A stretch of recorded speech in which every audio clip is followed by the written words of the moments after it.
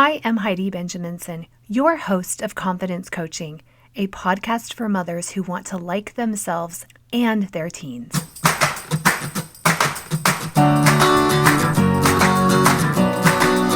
Life isn't a spectator sport. Success comes to those who show up every day with a pocket full of courage, grit, and a little sparkle. I'm glad you're here.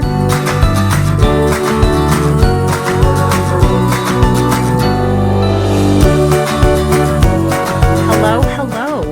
Welcome to episode 158, Getting What We Want and Need.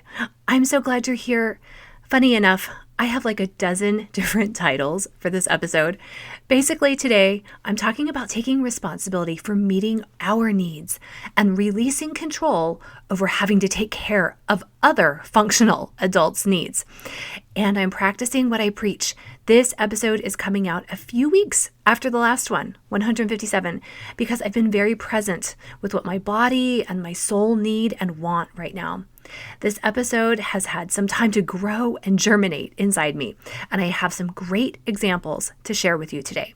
So, in earlier episodes, I explained the framework or the model of what we are responsible for in our lane and what other people are responsible for in their lane.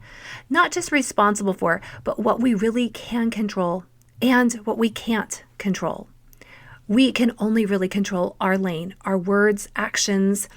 Our actions do have influence over others, but we cannot control other people and their lanes, their steering wheel of the lens that they see the world through, their beliefs, their emotions, their actions, their words.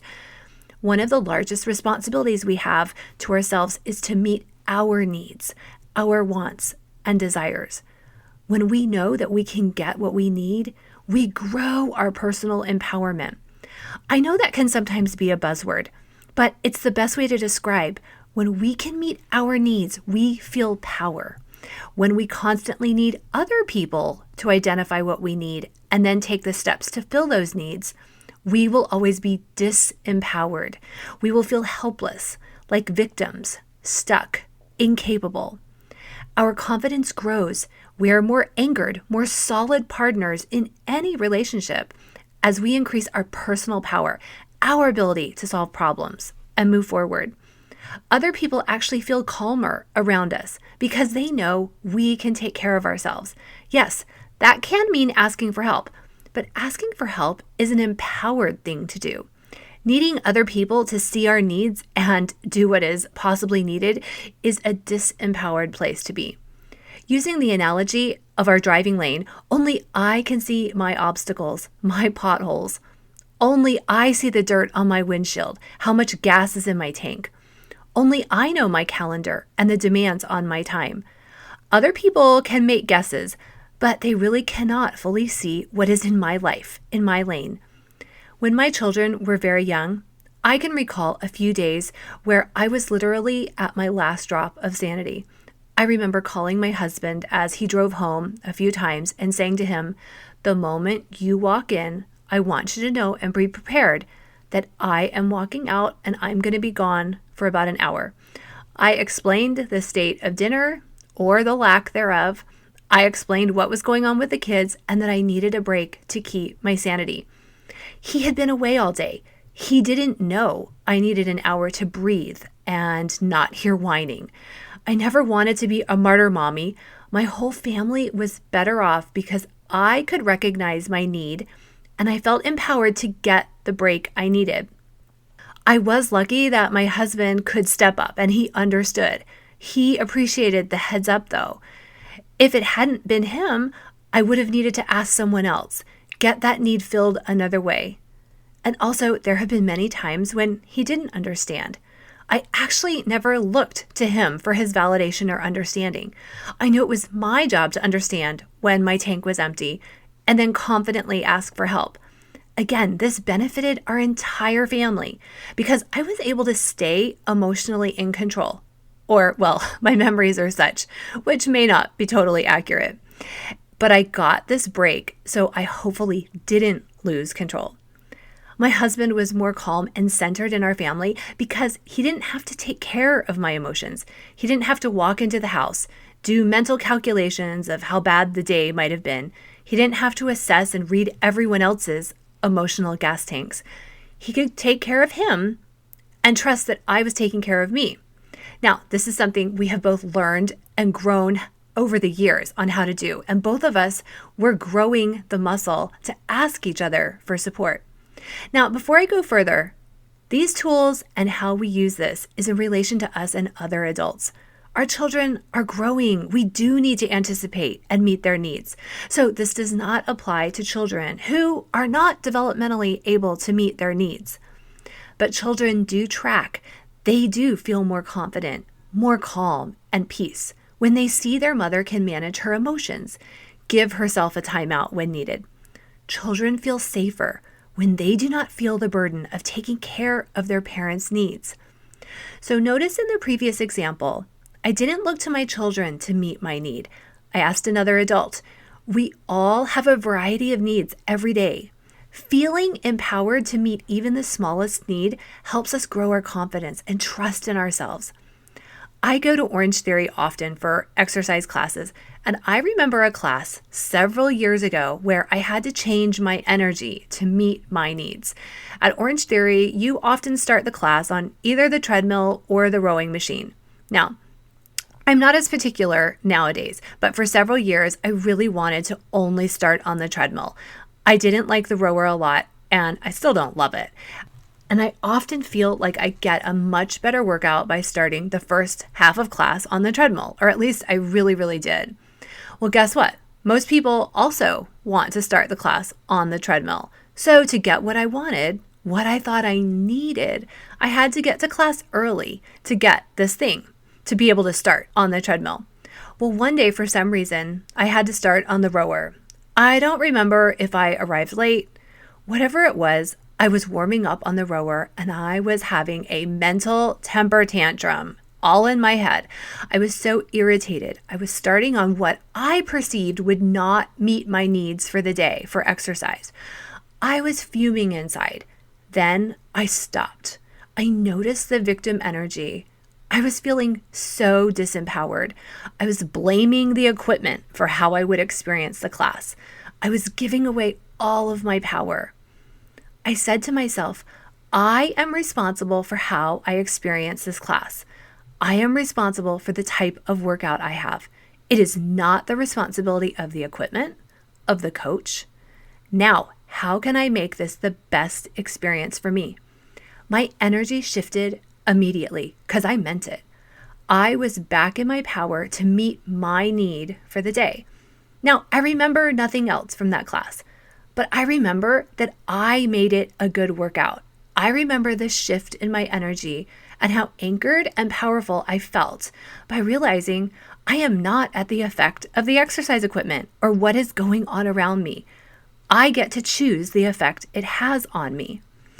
Of course, this didn't happen, but let's say that the coach would have become vulgar or abusive or something bad would have happened in class. I'm now in my more powerful energy. It's easier to then leave, to take care of our physical needs because we're feeling empowered on the smaller needs. If we need quiet time to think or time to sleep, and we purposely turn off our phones, we do not hear the front door, whatever it is, as we take care of our needs, our nervous system feels safer, feels calmer. We slowly reduce our stress and overwhelm, and we learn to trust ourselves. Sometimes taking care of our needs means asking for help, asking other people to help meet those needs. Asking for help is one of the more courageous things we can do. It requires confident humility. It requires vulnerability. It is a sign of strength, not weakness. We're very capable people, very resourceful when we ask for help. We have to sit with the thought that we may be perceived as a burden to this other person. Maybe, we don't know. And we still know we're responsible to take care of our needs. Our first home had a rock foundation. It was built in, I think, 1920. And we spent years and years trying to seal up the holes in the rocks. It would flood the first years. I just wouldn't even go down there, sometimes for years on end. Then gradually we worked to waterproof as much as we could of the basement. We had 2 sump pumps, and shortly after our 3rd child was born, we got that basement in a really, really good place. Water rarely came in. We had a play area there, but we would still be sometimes haunted by those rainstorms and water coming in. I remember my daughter was in a baby carrier, so my boys were 3 and 4 years old. My husband was traveling, and a huge, sudden rainstorm was upon us. It was evening, and I realized one of the pumps had stopped working and water had started to fill our basement. I had a very real need. I needed and wanted to fix this pump and get the water out as quickly as possible. I sat and thought, what can I do? And who can I call to help? I called 2 men who were friends of ours who I knew could possibly help. I quickly explained the situation and told them that I was heading with the kids to Home Depot to buy a new pump, and could they install it for me? It was nighttime. I dragged my kids there. That's how I remember that Abby's age, how she was in the baby carrier. I did all I could in my power, and I vulnerably asked for help. I've always remembered how kind the men were. I was asking them to leave their families at night, to spend a few hours in my wet, gross basement. But they didn't send me signals or use a tone of voice that they thought I was a burden. There were no sighs. I'm glad I felt empowered to do what I could and to also ask them. One of the biggest lessons for me, though, was when I had a need and asked someone in their lane to come and help, they didn't make me feel like a burden. Now, they also could have said no, and I would have kept calling other people. The lesson I learned was how I want to be when someone humbly asks me for help, and I'm in a position to say yes. I want to treat them as an equal human. I want to be honored that they trust me enough to ask for help. Several years ago, I was in charge of a training event, and I asked a woman if she would participate. She came back to me a day later and said she needed to decline, and she shared her reason. I was so glad she trusted me to know that I could sit with any possible discomfort of her saying no to me. This is emotional maturity. So she could meet her needs that she had at that time. My responsibility at that time was to get people to help with the training. Her responsibility was her growth, her calendar. It was not to fill my need. I never did need to ask her again, but if there had been a situation, I would have had more confidence asking her because I knew she felt comfortable giving me any answer. She didn't feel the need to always say yes or to people please. Her no strengthened our relationship. Now, we hear this all the time. How do I get this person to stop asking me for this? Well, when other people ask us for something, it's them taking care of their needs. Our responsibility is to say yes or no depending on our needs. We want people to stop asking because we want them to manage our discomfort, to manage us not needing to say no. And that is not the job of other people. My daughter just texted me and asked pleadingly for me or my son to bring her something to her job. My son and I know it isn't a huge emergency. We're going to meet her in a couple hours, and we both texted back that we can't come. Now, we have to sit with any possible discomfort of us saying no, any displeasure she might have with us. And at the same time, we know we're honoring our calendar. We're taking care of our needs while also being considerate of her. If we want someone to stop asking for something, we need to say no when they ask for it. If they really need it, they'll then ask someone else. I was reading in an online forum and someone posed the question of how did they get their child to stop asking for money? The parent listed all the things they had purchased for this adult child. Now, anyone has any right to ask us. That is them taking care of their needs. Our job is to say yes or no, depending on our needs and wants. In this case, the child would probably stop asking when the parent stops giving. And the parent does not need the child to understand why they're saying no. We can explain if we want to. We can also say, no, I am unable to do that. Or say, no, I cannot do that. I can do this, but I cannot do that. Yes, the other person may throw a fit, be upset. Our job is to sit with any discomfort this might create and still stick with what we decide is best. Our job is to manage our money, our time, our resources according to our needs. It's not the job of people in our lives to manage these things. So when other people ask for any of those things, we need to pause and ask these things of ourselves. Do I want to do this thing? Does it align with my values? And is there a cost to me or a cost to this person by me doing it? A few summers ago, I needed to say no to several big events and things I was asked to do.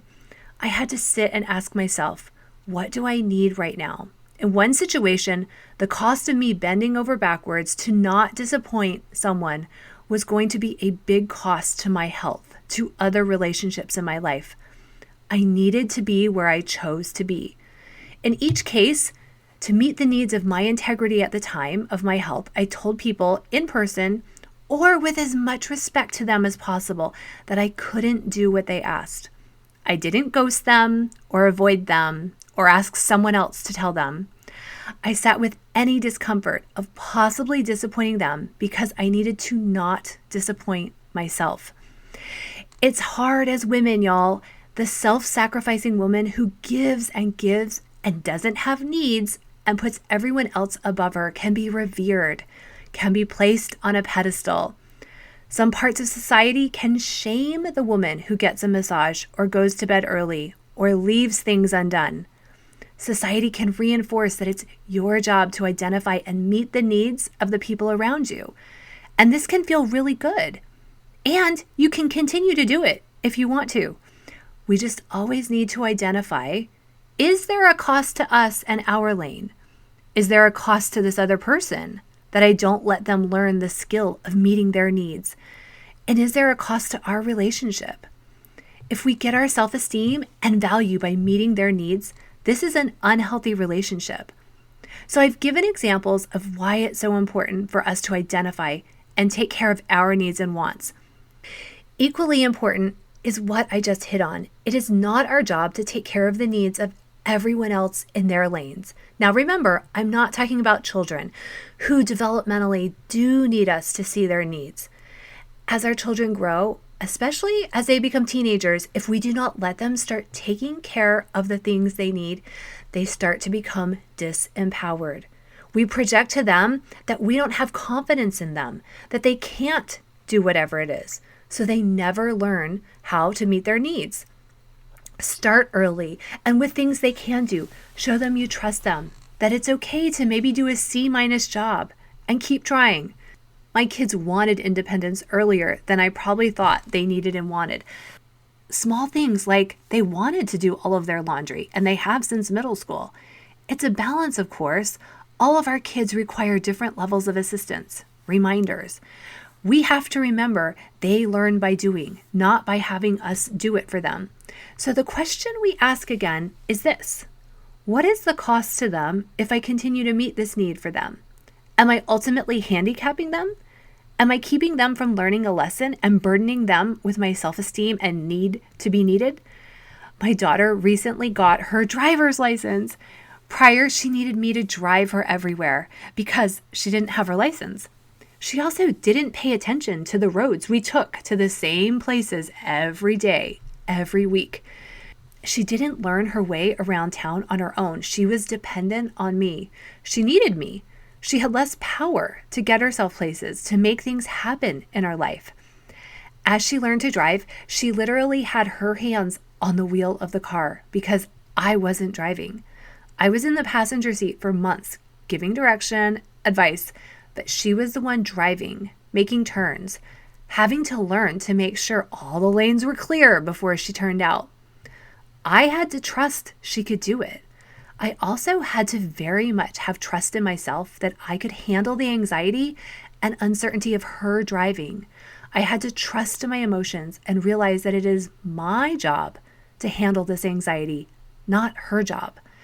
It was my job to be as patient as possible, because the cost of not being able to do that would be her not gaining independence and a skill she needs to be more empowered in her life.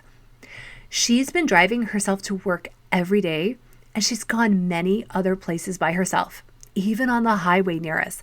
Just yesterday, she said, "Mom, before driving, I really didn't know my way around. I didn't pay attention. If I went back to Massachusetts, I would not know my way around at all.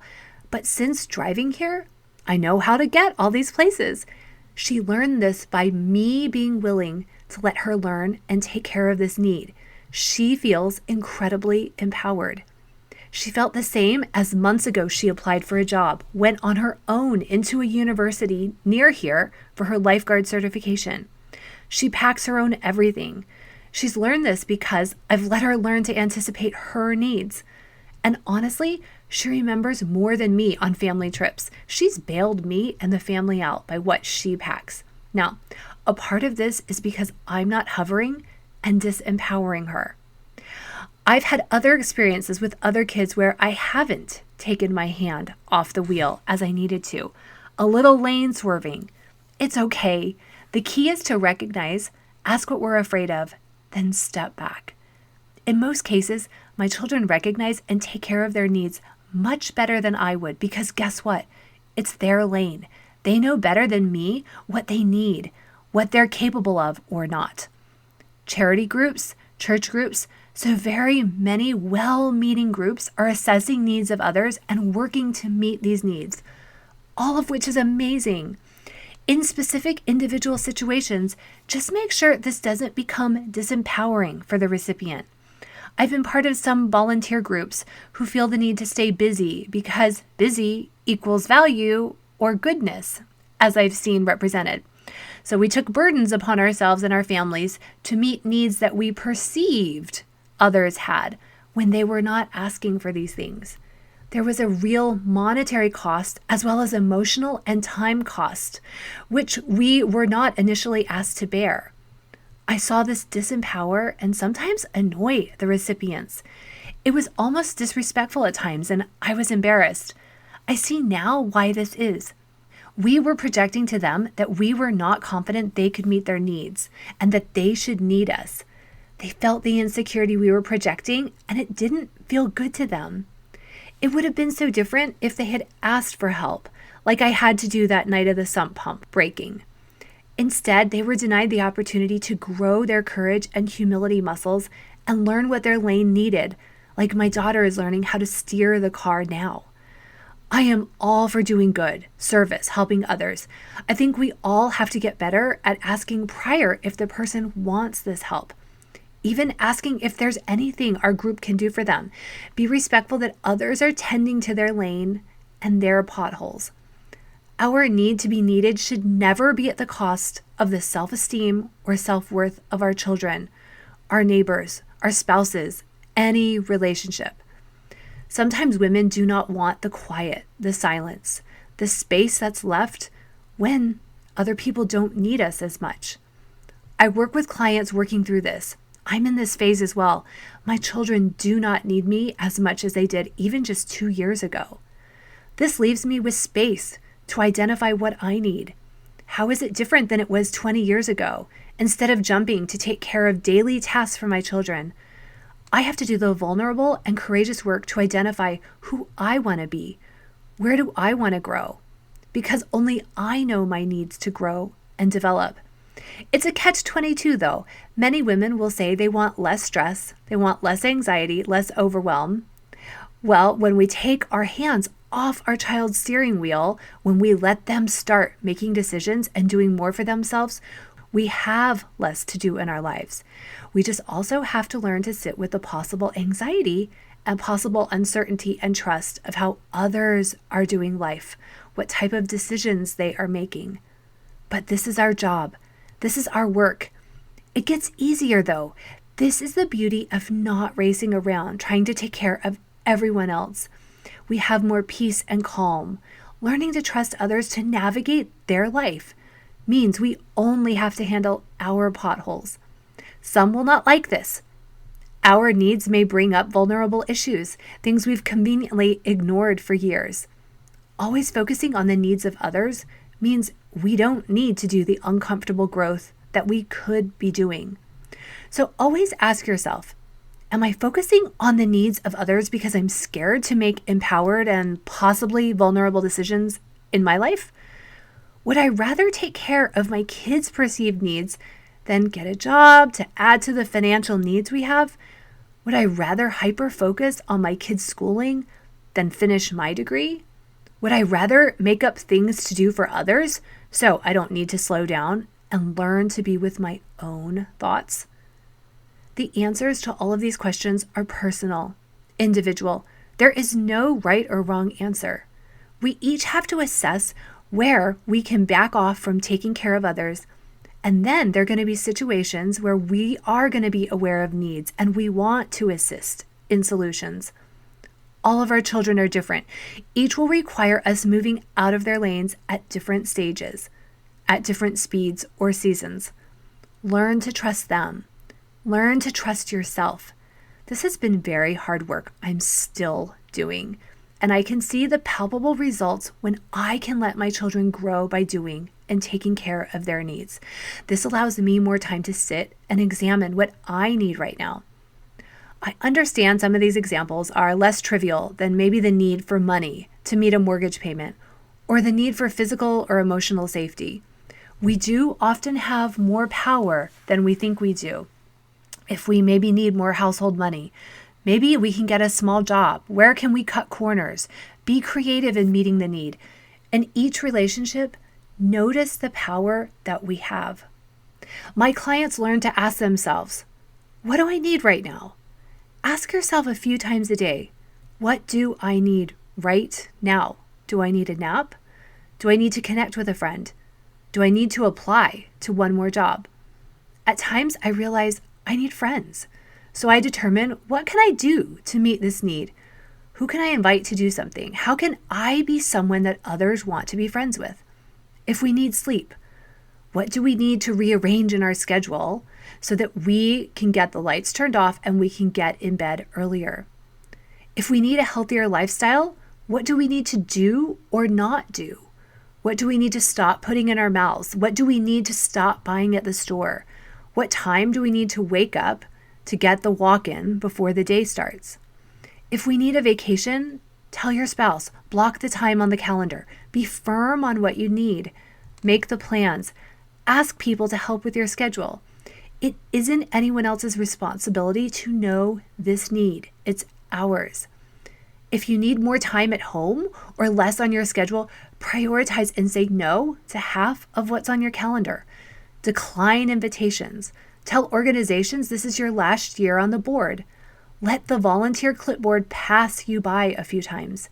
Be very intentional that the things on your calendar meet your needs and that they don't cost you your integrity and your ability to meet your needs. If you need healthier relationships, learn how to do this. Be loving and firm and protect your energy, your vibe. Our families need us protecting the energy we allow into our home, into our lives.